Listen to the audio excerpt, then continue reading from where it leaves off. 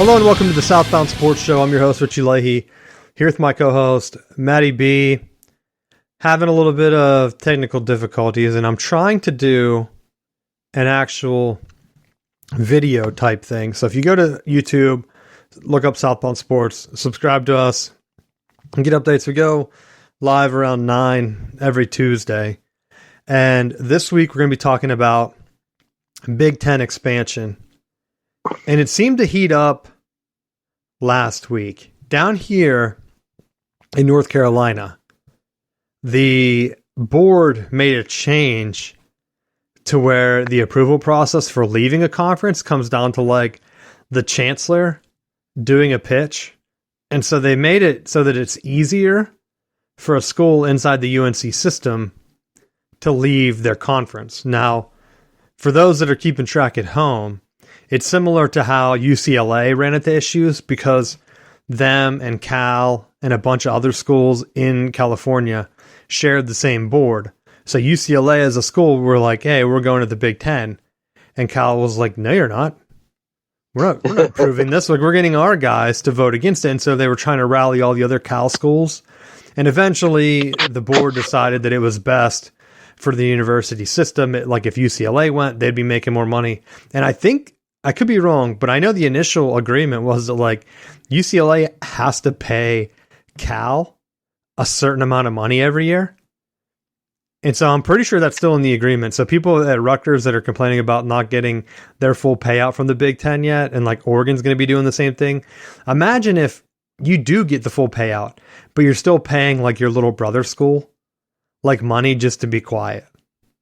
And so it looks like that's what UNC was trying to avoid.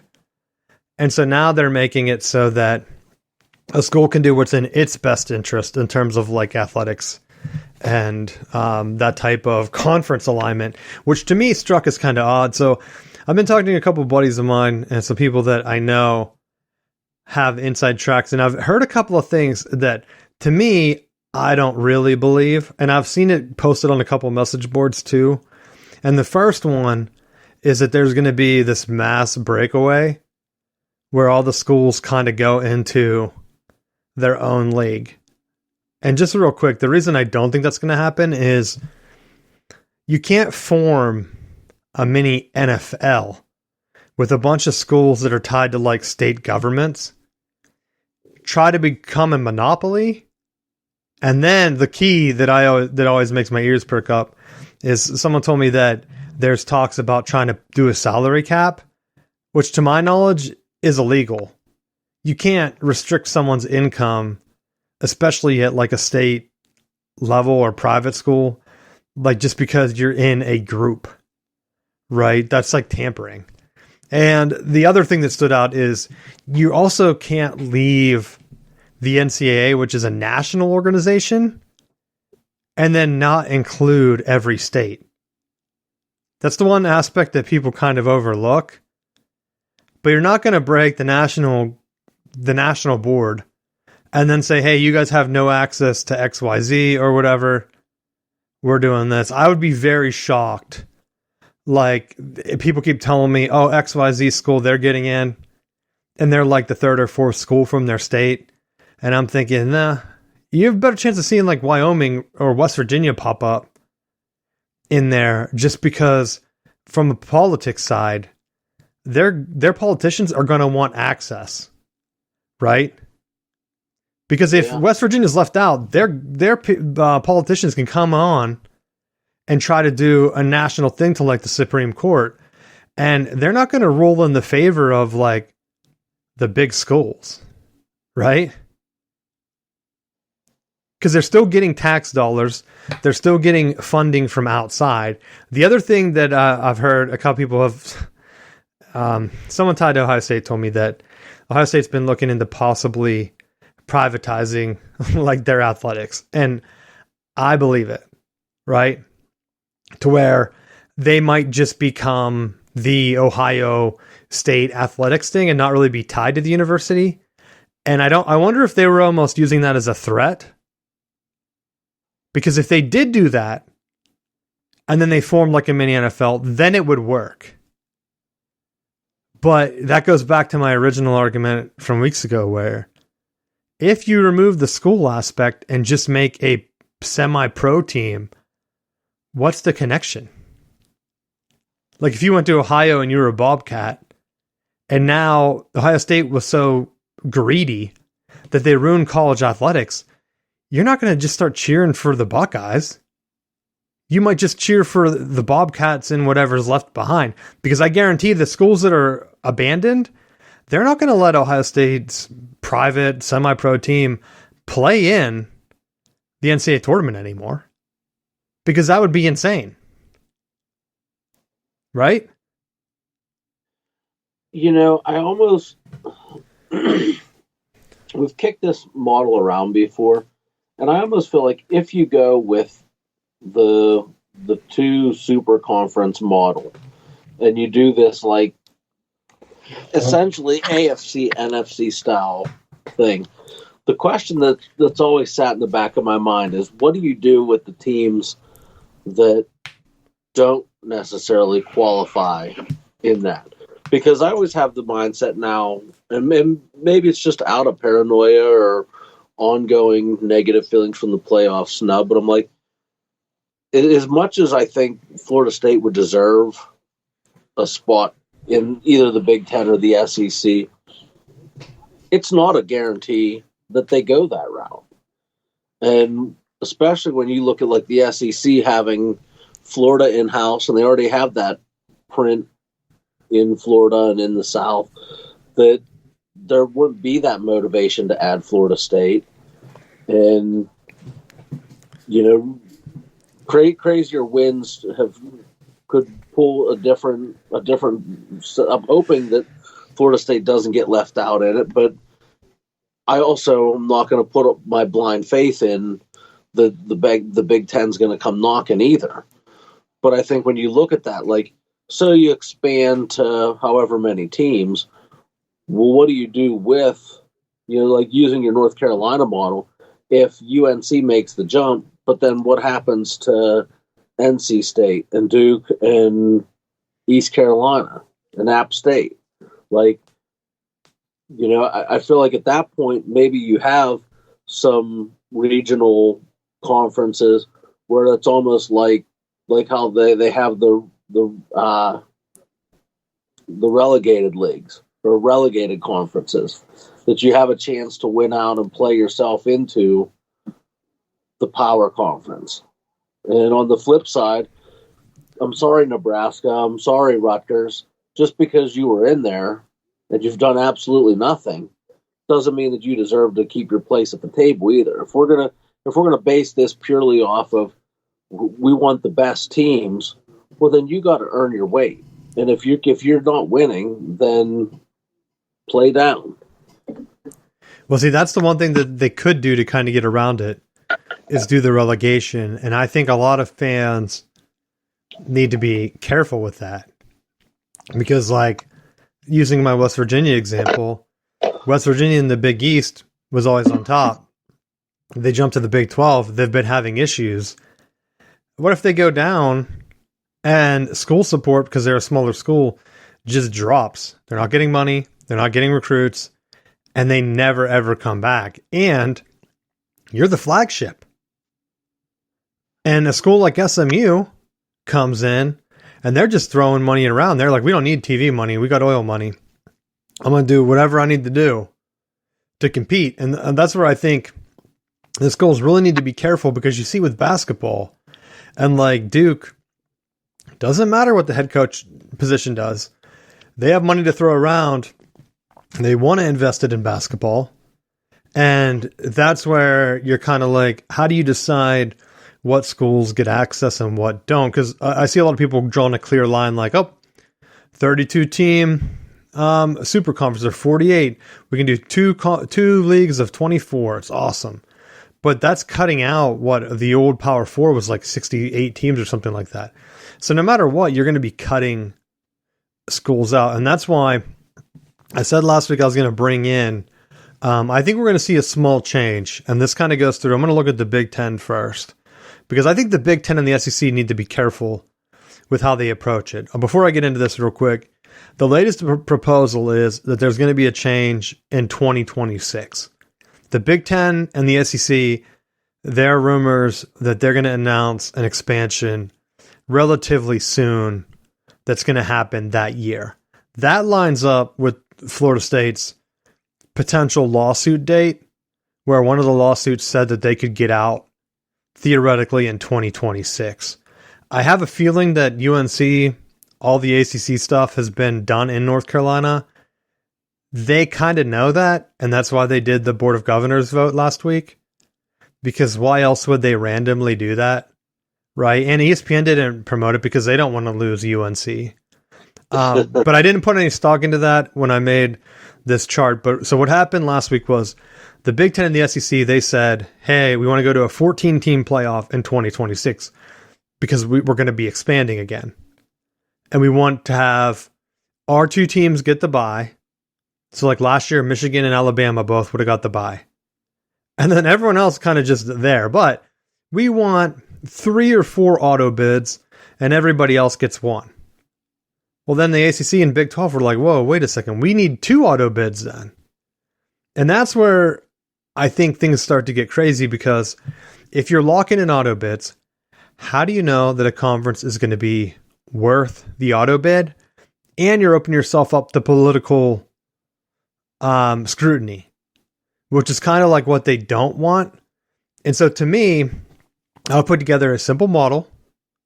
It might have been a little bit changed from last week. But the main thing is that I focused on the Big Ten, not so much the SEC. I'm assuming they're going to do something similar. So right now the Big Ten has 18 teams. That doesn't make sense from scheduling, and it really doesn't give them a good chance at like keeping things traditional. So what I did was I added 2 teams. I added Florida State and I added Georgia Tech. Now, before I get started, let me just give you my thought process. If I'm the Big Ten, the first team that I call is Florida. No offense to Florida State, but the Big Ten has like the academic thing. They check Florida out and make them say no. Then they call Notre Dame and they see what they're up to. If Florida says yeah, why not call? I would also call Texas and Texas A&M, which I'm on record saying multiple times, because the Big Ten needs more recruiting grounds. They're already in California now. That's good. But they 100% need to get in Florida, in the state of Florida. And they should probably get in Texas. But for right now, I took the next best 2, because I'm thinking that Florida and them say no for right now, just because ESPN's going to kind of put the pressure on them. I think Notre Dame, because of the playoff expansion, they're going to also say no. So if I'm the Big Ten, I'm grabbing Florida State and Georgia Tech purely for recruiting grounds. I wouldn't be surprised if you ended up seeing UNC instead of Georgia Tech and Florida State. Do they seem like they're best buddies? No. But it's more of like the UNC is talking about adding a D1 hockey team. They just fit better with the Big Ten. Everyone down here seems that they want to go to the SEC, but I really don't think they're looking at the big picture. And they're more hoping that SEC football kind of raises the profile of UNC. Michigan winning the national championship last year changes a lot of that. Because Ohio State's reloading.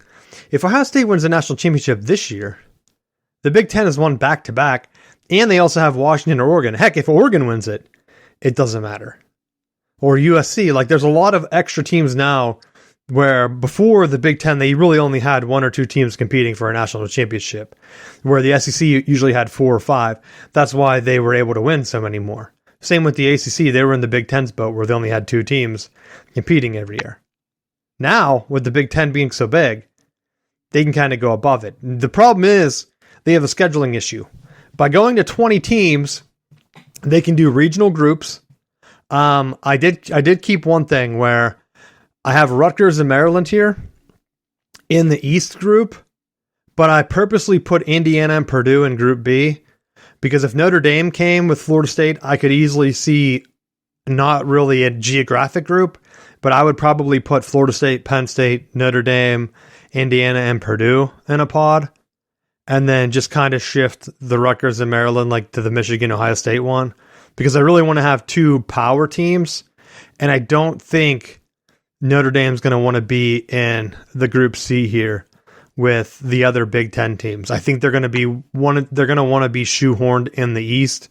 And if that's what it takes to get them in, and you're giving them their rivals in Purdue and Indiana, do it. Because right now, Group A works out. I have Florida State, Penn State, Georgia Tech, Rutgers, and Maryland. And then Group B, I have Michigan, Ohio State, Indiana, Purdue. And I put Northwestern because I feel like Michigan has a trophy game with them now. I didn't really want to put Minnesota in there because Group C doesn't really have a historical power, because I have Michigan State, Wisconsin, Iowa, Minnesota, and Illinois. All of those teams have been competitive in the Big Ten West. Michigan State's made the playoffs.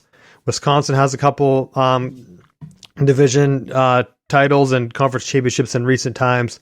Same with Iowa. I did that, and I kicked Nebraska. I knew they were the new guy, but you brought them up without me even hinting to you that they haven't pulled their weight. So they're the odd man out. They go west with Washington, Oregon, USC, and UCLA. And the way this works out perfect is you rotate. You have one group that you've scheduled. That's your schedule group for the year. And every time you play them, like, you just do a zipper and you do home, and then the next time you play them, you do away. And they would kind of balance it out. But it's a lot easier to schedule this way because your rivals are traditionally in your group. I know, like, Florida State would be with, like, Maryland and the other ACC team that came in. And then they would have Penn State, I know, kind of like a new thing. But we're trying to get other rivalries up where Penn State really hasn't competed on the top level. That's why I would really put them with Notre Dame. Notre Dame's been underwhelming to where if I put them with Florida State's pretty much the top dog. Notre Dame and Penn State might be able to jump. But I wanted to kind of balance it out to where you have at least one or two teams that can compete. So they would schedule, so like this year, Group A and Group B hypothetically would have played, and then Group C and Group D. The winner of those divisions then play for the Big Ten Championship. And so I also created something here where you have a showcase weekend. And I took some liberties with the scheduling. I said Michigan would have won out there undefeated. And since they played Florida State, I gave Florida State a hypothetical loss. But Michigan and Washington would have been undefeated playing in the Big Ten Championship the first week of December. The winner of that game would go to the 1 seed. In a 14-team playoff, they would get a bye. So Michigan would have got the bye. But I don't want a 14-team playoff. I'll get to that in a second. Then the other 6 teams. But my only rule is that one from each pod has to make the showcased weekend. So this time it would be Iowa, and they would have won their division anyway last year because they were in the Big Ten Championship game. So I have Penn State and Oregon playing. And the reason I have these matches set up is you're not doing a rematch, but you're kind of looking at the final records and you're doing a showcase weekend to hopefully give the Big Ten power teams one more data point to get into the playoffs. So Penn State plays Oregon, Ohio State plays Iowa, Northwestern plays Florida State. In my scenario, Oregon beats Penn State, Oregon's in the playoffs, Ohio State beats Iowa, Ohio State makes the playoffs, and Florida State beats Northwestern. Those 3 teams would get at-large bids, and I used the rankings from last year. Washington also would have got one. Washington, even though they lost to Michigan, they only would have had one loss. They would have been the 3 team. And so then you have the SEC probably doing the same. In my scenario, with no auto bids, based on last year's rankings, the Big Ten would have had 5 teams in the playoffs, in a 14-team playoff. 5 teams. That's more than the 3 guaranteed auto bids. And that's where I think that they need to be careful.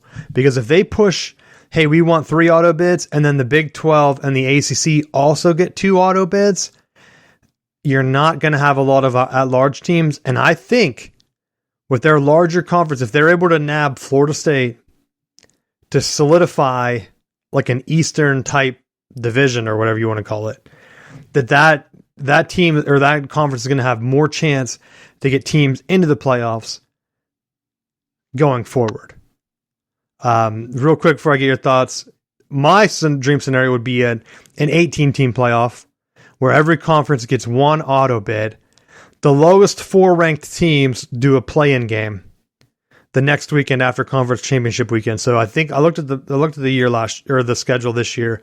I think we'd have enough time where it would be the 16 teams or whatever would play, and then you would have like the Elite Eight around Christmas weekend, and then New Year's would be the Final Four, and then the championship game would be kind of where it is like a week after. Right, so I think it would still kind of work out. The play-in games is where it kind of gets messy, but if the other conferences start their schedule a week earlier, and you have the Big Ten and the SEC stop and play theirs normally, I think that and the TV networks are probably going to be behind it because they want the Big Ten and the SEC showcase, that they would be fine with it. Last year, the ACC would have only had one team in. And keep in mind that I took Florida State out, so I made Louisville the champ. So they would have got one team in. The Big 12 would have got two, with Oklahoma State being the champ, and then they would have had Arizona at an at-large. I know hypothetically they probably would have played in a championship game and maybe had one of them eliminated, and Notre Dame could have snuck in, but I didn't want Notre Dame to be in this scenario. So there you have it. Liberty would have been the highest. Whatever. But you know darn well, expanding out that many, you're talking. You can't say you're worried about ratings and then not putting Notre Dame in this expanded format. They'll have to find a way to snake their way in. I think they're pushing it to where they want them to join a conference. I think that's why the Big Ten and the SEC created that advisory group. I wouldn't even have been surprised if they were like, "What's on the docket?" Well, we got to get rid of the independents because that was our talking point last week. Notre Dame's the only one left. Because they're not going to really be able to do anything or force the auto bids. The reason I go to a one conference auto bid, and they could even do a max of like 6 conferences, because if you did that, I guarantee when the Big Ten expands and grabs Florida State, the ACC is already talking about down here what teams they want to backfill with. I think Conference USA has the least amount of teams. I could see Conference USA just disappearing. And then you have the MAC and the AAC, and then the Sun Belt and the Mountain West, or whatever one ends up going away. And you just tell them, hey, you guys are in the playoffs, but you four have to start your conference weekend earlier. And then you have to give us, you have to play each other in like a mini play-in tournament. And then that way everyone has access. You don't have to worry about it. Are they going to be the lowest ranked teams? Most likely. I mean, it's rare now. Since the 4-team playoff that there's like a Boise State even in the discussion. Like last time it would have been Cincinnati, but the teams that have been close have already been nabbed. Like I think all the teams that could be in the top 10 hypothetically most years would probably be scooped up by the ACC or the Big 12 once the SEC and the Big 10 expand again. So you realistically have those two, and you're letting them know, hey, the ACC and the Big 12, we're only going to at least get one auto bid there. That way, from their perspective, and I'm surprised like the ACC isn't pushing for this, if they go on a run like Clemson's winning championships and they're able to get like a pit up there, you can nab 2 or 3 bids. If your conference wins 3 or 4 championships in a row, then who's to say that you're not even better than the other conferences? And then it goes back to letting the money kind of like, it's like a cycle. So it's going to go around to different conferences at different times. And that's where the lower conferences trying to force 2 auto bids, I think they should play their hand better and say, no, every conference needs 1 auto bid, and that's it. However many at-large teams, that's up for debate after, but we need to find out how many conferences there are, because I think right now there's like 7 or something. It's like a weird number, 8, 9. So like they need to figure out how many of them are going to be an auto bid, and then how many other teams after that are at-large. That way, if a team from a smaller conference is like, oh, I wish my team like UCF would have had a shot a couple years ago. Hey, you're in. You're the auto bid. If your team is a small school and you don't have a chance, win your conference. You could be the Gonzaga of the playoff. Could you imagine if a smaller school like Tulane made it to the Elite Eight like 3 years in a row? Like that would be crazy, right? And that could be a hypothetical. So like here, the at-large, the play-in games would have to face like the head Big Ten or SEC champ, which in most years you'd be kind of worried about, right? But what if an Iowa wins the Big Ten one year, Or like randomly a Mississippi State wins. And then holy crap, they get upset. But it doesn't really matter because like Bama lost to them and then they're in, right? And they win it anyway as like a 6th seed. But I think having a scenario like this laid out, it doesn't matter how big the conferences get.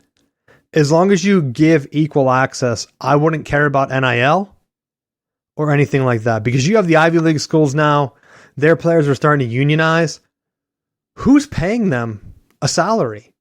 I think the only thing that's going to happen from that is I don't think they give athletic scholarships. I could see them starting to force, hey, we need scholarships to play for you guys. But the degree might be worth it. So like they might not even be able to get anything out of it. Some of the smaller schools, I'm telling you, they're not going to be able to get the big NIL money. And even some of the bigger schools like A&M, guess what happened after they started to lose? We didn't hear about them paying for recruits anymore, right, Matt? Because if I'm a booster and my recruit, I'm paying millions of dollars and my team is winning 7 games, I'm not going to pay next year when you call me. Hey, we really need this guy. It's like, you told me that last year. We won 7 games. Give me a break.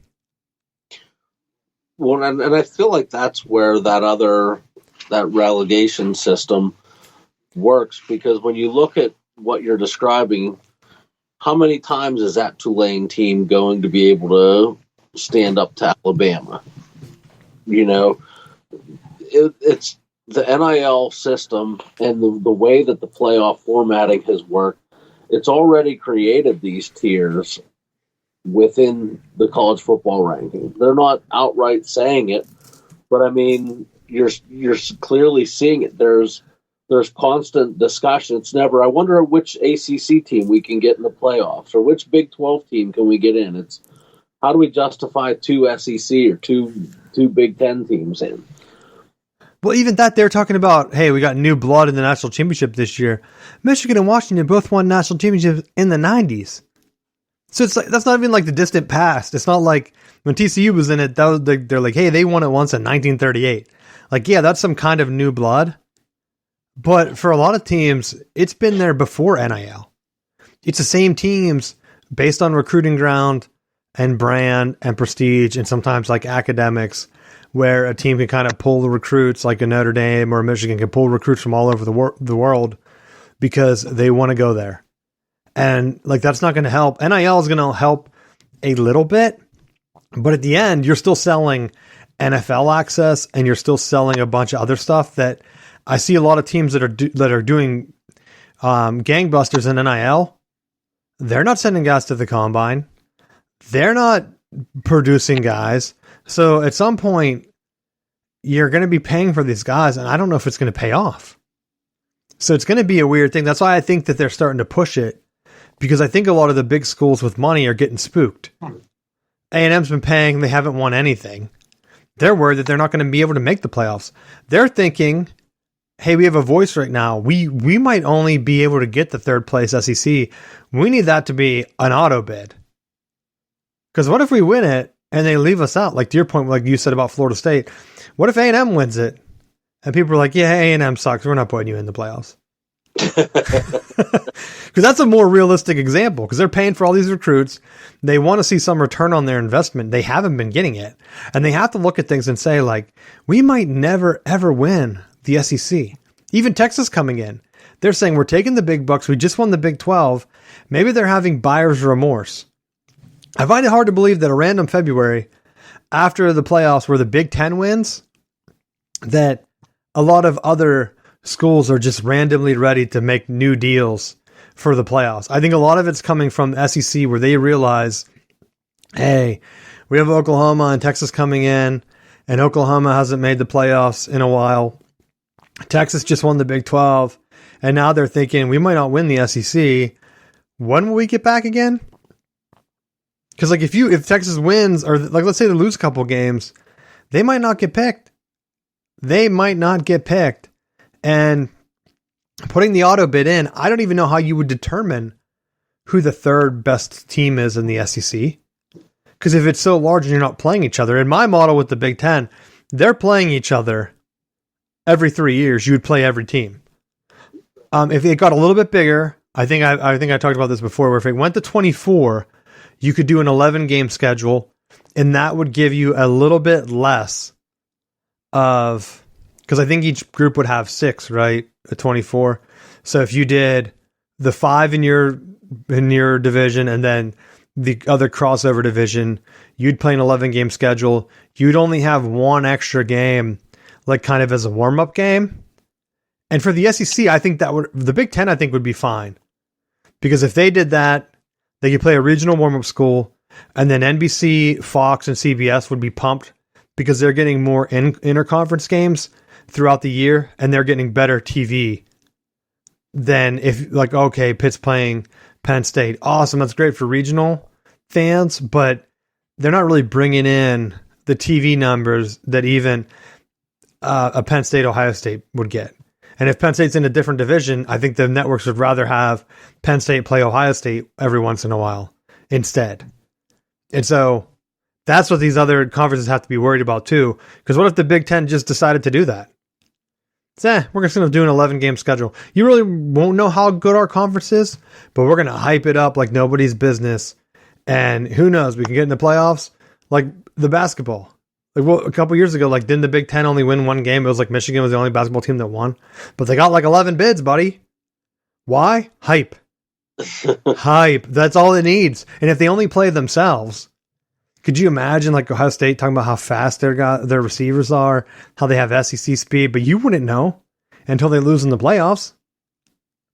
But all year you'd hear about it because they have the biggest TV networks and they have everything. That's why from the smaller conferences, I'm like, look, we want it to be like college basketball. Every conference gets a bid, and then the powers can kind of ebb and flow. Because 10 years ago, no one would have thought that the Big East would have multiple national championships and multiple like number one ranked teams throughout the year, with like UConn being number one again, and like Villanova winning it all.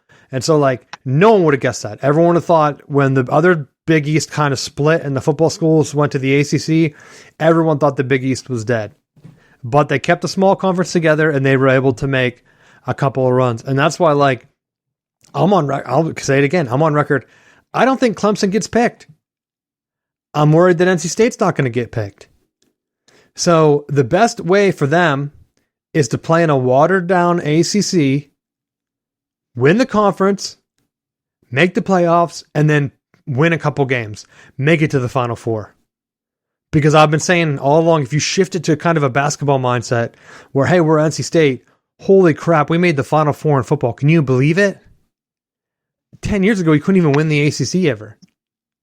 Like, that would be a total mind shift where then if you get people to buy in and boosters, you can have a team like a Gonzaga that comes out of nowhere, or like a West Virginia that's like, man, West Virginia's joining, like they could leave the Big 12, go to this new ACC, play a lot of their rivals like Pitt, because honestly, that's what I would like to see. And you brought it up, the regional side of things. What if the Big Ten grabs the teams that they want and the ACC just backfills with more regional teams like West Virginia or whatever? And they could even say Stanford, like, come on, guys, just go to the Big 12. We don't really want you anymore. It's not you. It's just, it doesn't make sense. And then you just have two smaller big conferences that have a lot of other rivalries that Pitt, West Virginia playing for a playoff spot late in November would be awesome again. And that's something that we lost when teams kind of split up. Now it's like, all right, Michigan and Ohio State playing in late November for a playoff spot. Auburn, Alabama playing. And the other conferences are like, yeah, we have nobody playing. Florida State's playing North Alabama right now. They're down 14. Quarterback's hurt. It's like, all right. Who you guys playing next week? Florida? Oh, they're down too. So, like, the ACC doesn't have that hype where it's like Florida State Clemson is going to be the last Thanksgiving game every year. That's what they need to step in and say. Forget in-state rivalries. That, to me, is what hurt the conference. And with the expanded conference, give them a little hope. Heck, because in my scenario, if Notre Dame came with Florida State, I would let Florida State and Notre Dame play Thanksgiving weekend. I know Notre Dame would rather play USC every year, but say, like, hey, you guys get Indiana and Purdue every year, and then you get Florida State. Unless you want to be in the Western Pod and take Nebraska's spot, which I could see them doing something jackass like that. It'd be like Oregon, Washington, Notre Dame, USC, and UCLA. And then like, hey guys, come in with the spray tan. Like, we're Cali boys. What's up? I'd be like, good grief. Get out of here, you guys. Because that could be their move, right? Who knows what they would want in a scenario. They probably want the easiest path, though. So they would probably call up their good friends, Minnesota, Wisconsin, and Iowa, and say, guys, we want to be with you. We want to be with you. Because like Notre Dame, Indiana, Purdue, Wisconsin, and Minnesota, maybe? Or Wisconsin and Iowa. Like, that could be a weird pod. Move Minnesota back to the Michigan one, play for the Axe. Or the Jug, you know? And then they would lose the Axe with Wisconsin every year.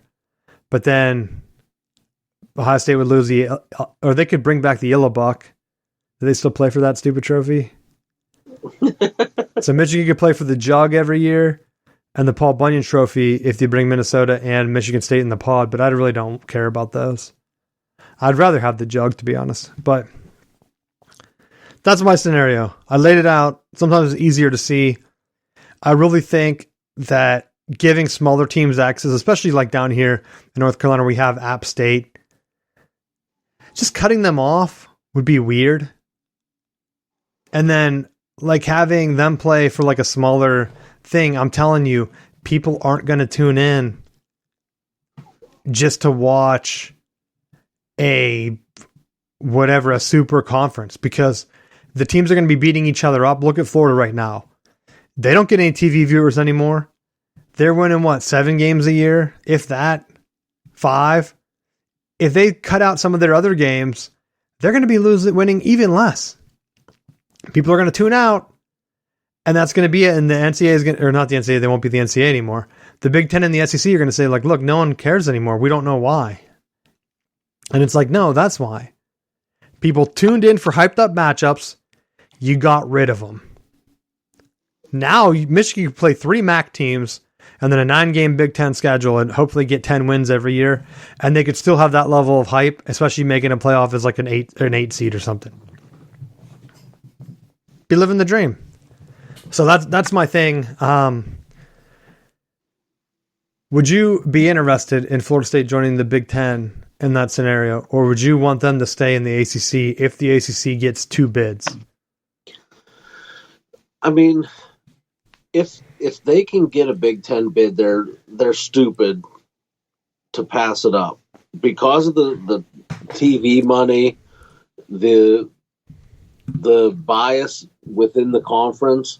I think that if you have the opportunity to win the conference and get an automatic first or second round bye out of it, you're nuts to say, no, I think I'll stay where I am.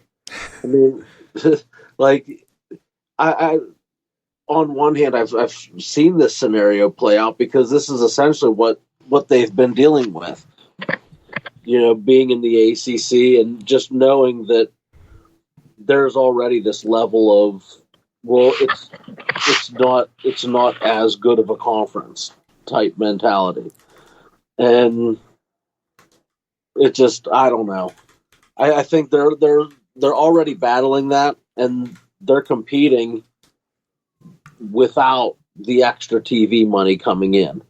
And I feel like if you're really going to take that next step, you need to have that TV money so that it can expand on your facilities and your stadium. And Florida State right now is in the middle of a massive stadium renovation project. Yeah, I think long term it's going to be helpful, but I mean, they're completely having half their stands are ripped out right now. And see, that's where I keep seeing these projections, especially people down here in the ACC, where they think they're going to get this life raft, where the Big Ten and the SEC are just going to kind of zipper the ACC up and take half the conference. And to me, I think it's going to be a hard sell where you're going to say the TV networks have already spoken multiple times. Fox has said, we don't want anybody else. They didn't even want Oregon and Washington. So are you going to just have them come in? Like, hey, Florida State, we're going to take 6 ACC schools, and you guys are all going to get 30% of the money. I think it'd be hilarious if they just made them full paying members after the Pac-12 schools are like, no, we'll take less. Well, see, that's right. It'd be funny if they did bring just Florida State and Notre Dame, and they were both full paying members. But I'm worried that you're going to get a deal where it's like, hey, we just heard Florida State, Pitt, Virginia Tech, Georgia Tech, and Miami all came in, and they're only getting 30%. Awesome deal. And all the Big Ten guys are just patting each other on the back, and they're like, aren't they making less than what they were making in the ACC? And people were like, yes, they are. But they don't have the prestige of the Big Ten. Now they do. And it's like, how many years did they sign up for that? Like, what are they doing? Because I feel like that's going to be on the deal. If you're too desperate, they're going to say, hey, how about we just give you $45 million a year instead of 40? What do you say? And then what do you do? Like, nah, we'll just sink with our own ship. Because, like, that's where people are, I think a lot of NC State fans are just worried that they're going to be left behind. And so they're hoping a scenario comes where the bigger conferences just swoop in and grab a bunch of random teams. But I'm telling you, there has to be a stop for it, because otherwise it stops becoming a conference and then you're just this breakaway group. I really don't think they want to deal with the NCAA stuff, because let's be real, a lot of people don't bring this up, but the NCAA is handpicked by the university presidents already. They do exactly what the presidents tell them to do. Like, that's the deal. They came together. They have the NCAA do it because they don't want to have to deal with it. So they have this weird enforcement thing where sometimes they don't like really stick by their own rules. And it's kind of like I don't even know. Because it doesn't really apply everywhere. But when I'm looking at this, I'm thinking, you pull 60 schools together. Those 60 schools probably already have all the power in the NCAA. Getting rid of the NCAA to do what? Bring in another group where a bunch of schools that are petty get behind and they're like, we need to spy on Michigan again. Come on, they shouldn't be that good. That's the quote that sticks out to me is like, remember the team that it was like Ohio State said, like, nobody should be that good. And it's like, yeah, they were national championship good. You guys wouldn't know that under Ryan Day. Of course they're better than you guys. You guys haven't won shit. And so like having a bunch of petty schools like that come together and form another group that's going to be just as petty. What's going to be the difference? You're still going to have people on like Michigan State and Ohio State teaming up on Michigan being like, we got to get these guys. Doesn't matter if it's called the NCAA or if it's called the Big Ten Power Committee. It doesn't matter. So, and bringing in other schools, like I see groups where people are saying like Kansas State deserves it over Kansas. And then what happens to Kansas? They just become a basketball school? Or they're playing like Tulane? Like, what do you do? Kansas is way more valuable than Kansas State. You can't just pick the team because you think that they like football more. And a lot of the schools that people want to bring into the Big Ten, their stadiums are like half the size. They're like the Northwesterns. We don't need more Northwesterns. So what are you doing? Delusional. They're not going to go ahead and bring it. So if you're going to do it, I think there's going to be a small number. Notre Dame is the clear choice. It's not in either league. People are saying UNC would probably be the second value. I would argue Florida State because Florida State is better in football and a bigger state altogether, especially to the Big Ten. I think Florida State would be more valuable to the Big Ten than UNC would. In the SEC, UNC would clearly be more valuable than Florida State. And then the rest of them, like Miami and Virginia Tech, they're not on Florida State's tier. Clemson isn't up there either. So like Virginia and North NC State, like who's grabbing them? Georgia Tech, at this point, it's like, why? How are you going to sell Georgia Tech outside of the recruiting ground thing to the TV network? No one watches them. Like the SEC, someone's going to be like, we don't want Georgia Tech back. We don't. Like, welcome back, brother. Come on in. We're going to beat the crap out of you every year. Okay, cool. And like, I'm really worried about like Pitt in West Virginia. Pitt can't even come close to selling out the stadium. West Virginia, small money school. They don't have the big guns. They're going to get passed up for like a school like SMU that just comes in and they're just swinging money around. And people were like, who invited you? Why are you here? And they're like, we got the money, baby. They're like paying their friends to hang out. That's SMU. And in college football today, that could work. So that's my final thought. We'll get back into it probably next week. Anything else you want to add on college stuff? No. So the next thing I wanted to bring up, we'll go back to our normal view, is the NFL Combine. I think I talked about it last week, but they finally did the drills. And I noticed that the scores for players didn't really change after the drills. And I was like, wonder why. So I'm clicking through the player things. Most athletes only did 1 or 2 drills. And so I'm like, why even do any at all?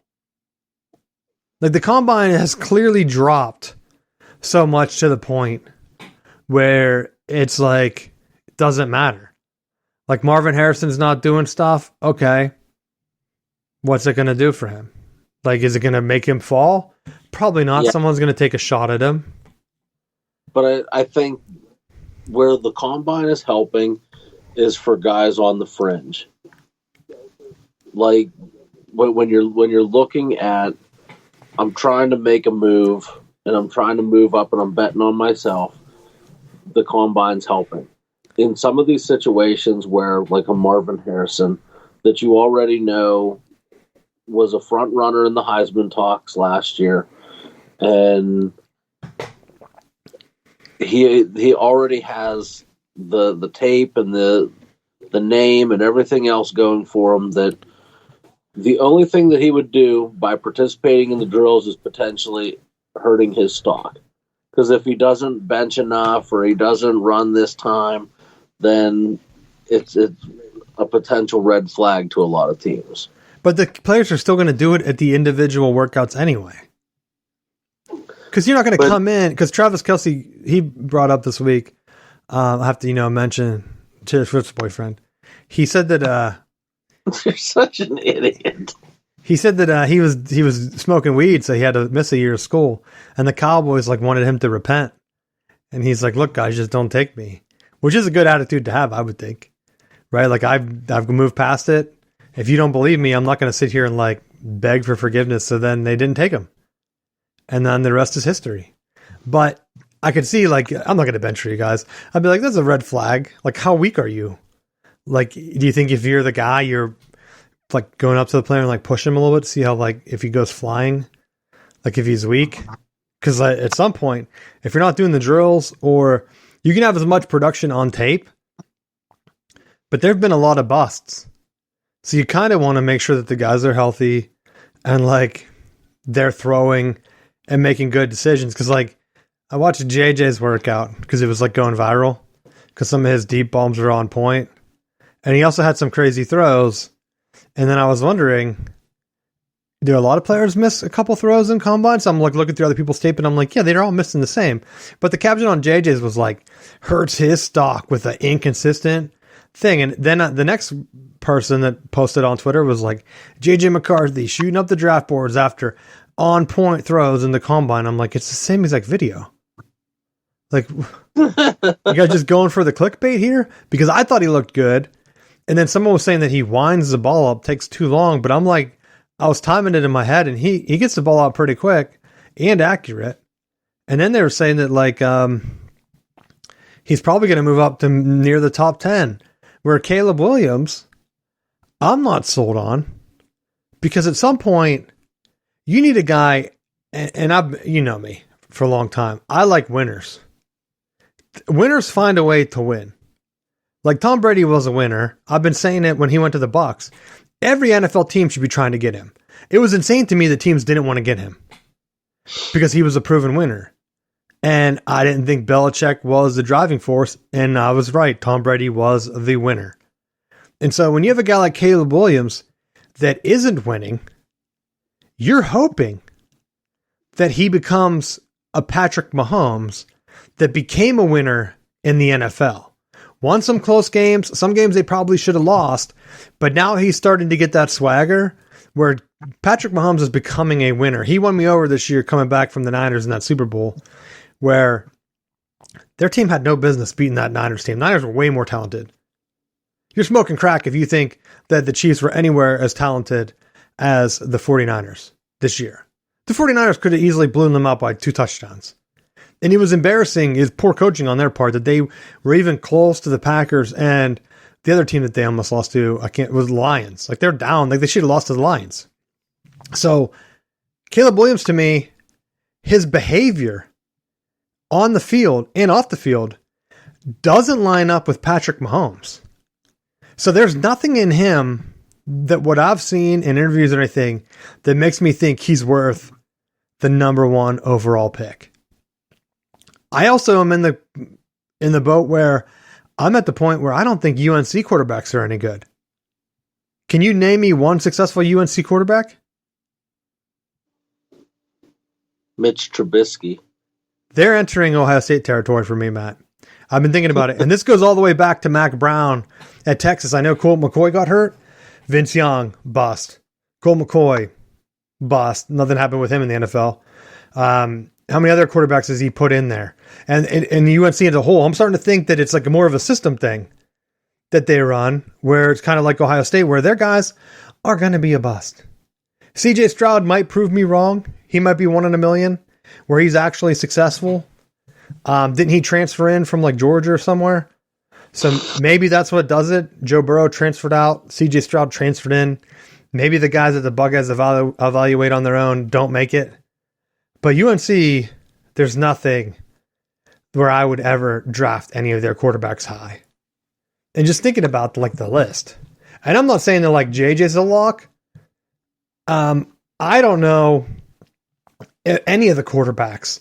Honestly, if I was taking a pick and I would want a guy that's accurate, I'd just go for Penix, right?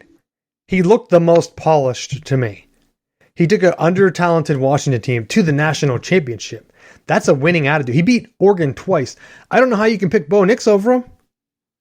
Bo Nix lost head-to-head. It's like picking the loser, right? It's like the Steelers. Like if the Steelers picked Bo Nix, and then the Browns picked Penix, and then the Browns won 2 Super Bowls, and every year he's just losing to the Steelers with Bo Nix, I would be like, you guys had to see that coming. Why? Why would you pick the loser of the two? Because of hype and variables or whatever? So that's where I'm looking through. Like Drake May, you might have the immeasurables. Jaden Daniels, another one. LSU's uber talented. They said that his stock kind of fell a little bit to where some people were like, JJ might pass him. And I was thinking like Daniels had way more talent than every other team that they're losing to. He should have been a winning percentage like JJ. There's no reason they should have been losing and not scoring on some of those games, even to Florida State. Like, what are you doing? Florida State, that should have been even talented. That should have been a shootout or a close game, and it wasn't. So what confidence do I have in him? That's the one thing, like for a lot of these quarterbacks, I would almost take a chance at like a Devin Leary that won at NC State and won at Kentucky. Or is Jordan Travis healthy? Maybe him. He seems to be, he seemed to have that type of confidence where if he went on to have a long career, successful, I wouldn't be surprised. But to me, that's my quarterback rankings after kind of watching him. And I know some of them didn't throw. And that people were like, they don't throw in shorts and a t-shirt either. And it's like, yeah, but I watched like JJ throw in the national championship. He seemed to do well. I watched Penix beat Texas by himself. Seemed to do well. Everyone was hyping him up after that game. So at some point, I see that, and someone was like, the one breakdown on Penix was his hand is big. He could throw in cold weather. That was the highlight quote that they had at the top. And I thought, man, if Pickett saw that, he'd be so mad. A normal sized hand from a quarterback. Penix has been injured But like a lot of the guys, if you're just quarterbacking, Tom Brady, did his reconstructed knee or whatever he had, did that ever slow him down? He's like 40 years old playing. At some point, it's about taking care of yourself too. But some of the other guys, I was hoping I would see more hype. They still have Neighbors ahead of Harrison Jr. everywhere. And Adunze, did he run? I was surprised that, what does it say on here? Yeah, he ran a 4.4. But going through the list, I was surprised that Roman Wilson ran like a 4.3. And people were like, not fast enough. I'm like, he was pretty good at Michigan. He made that game-saving catch against Bama. He runs a 4.3, and people were still like, not good enough. Sorry, my man. You just 4.3 is insane. I don't care about any of that. I have to speak about who was the fastest time here. It ended up being Xavier Worthy, right? Yep. So this is how I'm going to end the show, Matt.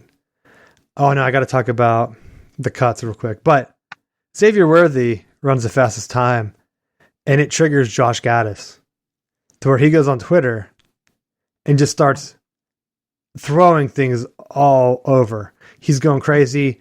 He's accusing teams. Someone called him out for Michigan's 2-4 season during COVID. And then he made a comment about coaches being on the field with the players and that they should ask like the rival recruiting group because they know which coaches are actually working with players. And I saw a couple of people say like, oh, he's saying that Michigan was illegally coaching players, but I just think that he was so fired up that his tweet didn't make sense. He made it seem like Michigan had a bad year because they were competing against teams like Ohio State that were able to work with players because the state of Michigan didn't allow the coaches to work with the players for a while. And so he was saying, I'm not a crap offensive coordinator. I won the Broyles. Like, it's not my fault we weren't allowed to be on the players. But his text was so crazy that he was like, the bullshit ends here. That I'm like, is he talking about Michigan? Because like he was the one that Harbaugh wasn't going to take with him to the Vikings, right? Harbaugh said, yeah, you got to go find a new job right after they won the Big Ten championship. And everyone thought the coaching staff was going to the Vikings. And then the Vikings were like, yo, we didn't even finish the interviews. We're not hiring you. And then Harbaugh tucked his tail and came back. And he had already taken that pay cut or whatever. So like Michigan didn't give him a raise. Like it was really uncomfortable what ended up happening. But he went to Miami, exposed himself to the janitor or whatever. Like all kind of weird scenarios going on with the guy. And there were some rumors with the Michigan thing with Xavier Worthy. You can look him up if you want to. I'm not going to speak on there because he said that they're slander to his family. But the exposure one, that was in the news recently. So you can look that one up. Well, I think it was when he was coaching at Miami. But to just be waiting and knowing that Xavier Worthy was going to have a good time and then being triggered by that is a bad look for a guy that's trying to move up to be a head coach, right? I would think that that's worse than like anything else he could have done. Because anyone can easily search those tweets and you're going to be like, I'm not going to hire you, buddy. Come on. What are you thinking? So any coaches or players out there, be careful. Don't respond to fan groups. He was responding to a JJ McCarthy fan account. Like, what would possess you to say, you know what? I feel like ruining my career today. Right? Xavier Worthy's so much in his head that he just blows up his future career prospects because people are going to look at that tweet and be like, is he throwing his employer under the bus for violations? Is he complaining about other schools having violations? Because the Ohio State one was around the time where I think it was one of the recruiting groups. They had pictures on like Rivals or Scout, which is why it made me think that he was talking about Ohio State, because they posted pictures of Ohio State coaches working with players before the Big Ten came back on the field for practice. Harbaugh brought it up, right? Like, hey, how are your coaches allowed to work with the players? And then that's when Ryan Day said, worry about your own team. We're going to hang 100 on you or whatever. And then that's what started Michigan beating them 3 times in a row.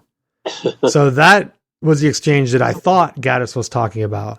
Some other people were wondering if he was talking about like bad blood with Harbaugh, but it didn't seem like Gaddis was the kind of coach that had like bad blood like that. And Penn State, he worked at Penn State too, and Penn State was one of the ones that wasn't allowed to work with players, and they came out of the gate, and they were like 2-4 something that year too. Like I think they might have won a couple more games at the end. They might end up 4-4, but they started the season, and so every team that wasn't allowed to work with players was really bad that year. Michigan State, Michigan, Penn State, where other schools that their state didn't care. Of course, they had the COVID advantage, right? So, of course, Josh Gaddis is going to be a little bit ticked about that. But that's my little aside from the NFL Combine. The last thing I had, NFL cuts. Some big cuts being made, talking about cutting Kirk Cousins, maybe the Vikings going with JJ. But more pertinent to the Steelers, I could see them going with Kirk Cousins, but Russell Wilson now is heavily rumored after the Broncos cut that worst trade in history. I said, based on fantasy production, that Russell Wilson was dying as a QB. Every year he started hot, and when the playoffs came around in fantasy, you had to find a new guy because he was tired and worn out, and his production fell off a cliff, and that's exactly what the Broncos got. An awful deal. So Pittsburgh fans, you're listening to our show, you're worried about Pitt, the Pitt Panthers being left behind. You heard about my big spiel about the Big Ten. Maybe you're a Penn State fan. You're excited about that. You would not be excited about Russell Wilson. Trust me. I watched him. When I have a guy on my fantasy team, you know, reigning champ, I watch my guys and I make my decisions based on how they're performing. Russell Wilson, I would never touch, ever. Even if I was just picking someone up off the waiver wire for a 1-week buy fill-in. I can't trust him. Broncos figured that out. Seahawks figured that out. Seahawks figured it out, and they're laughing about it.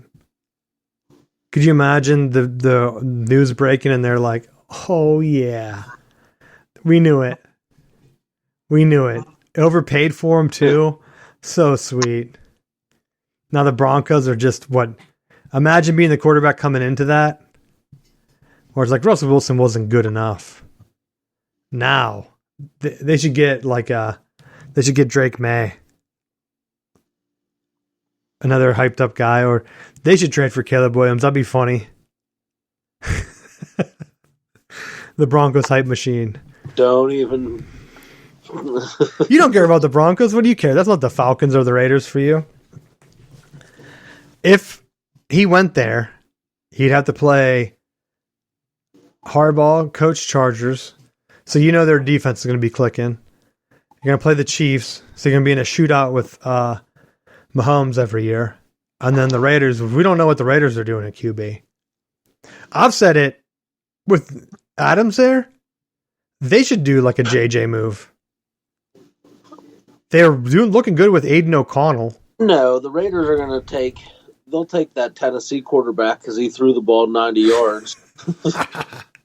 Hey, he also played at Michigan. Jamarcus Russell 2.0. Milton.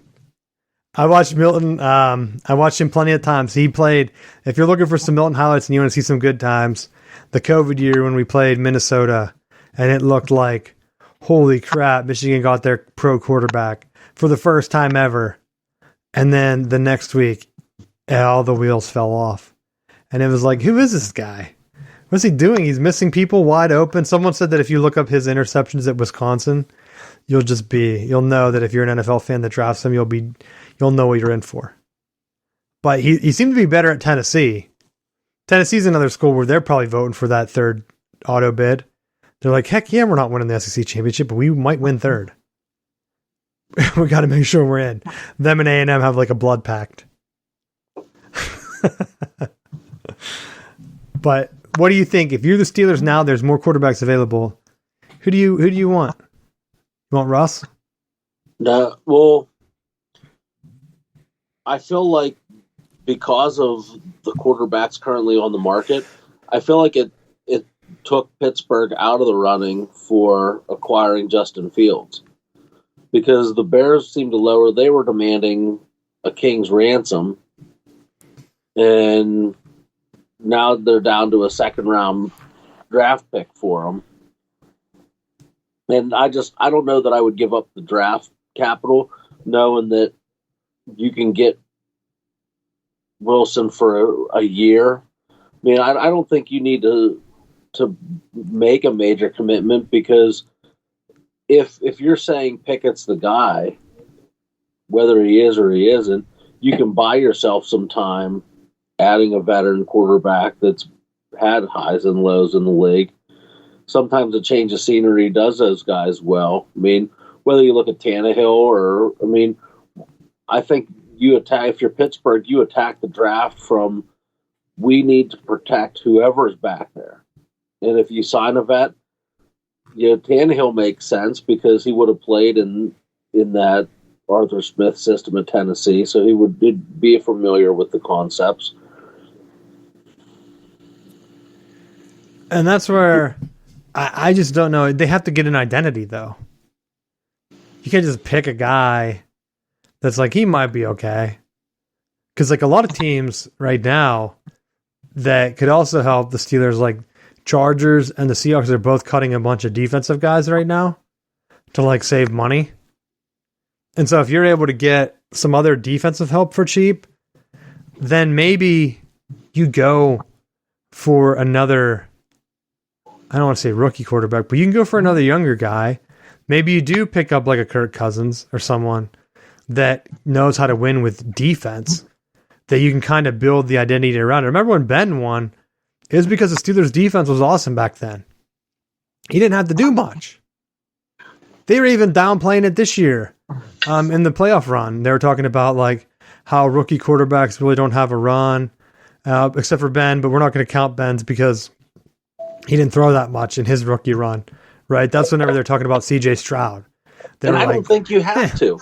I think there's such an overemphasis right now on quarterback play. And if you have a Tom Brady, if you have a Patrick Mahomes, I think it's easy to say quarterback driven, let him throw 56 times a game and let him check you into the right calls and right protections and do all that stuff. If you don't, it's okay to have the defense set for you. I mean, Pittsburgh has the edge pressure and generating sacks and generating negative plays. It's going to set the offense up for success.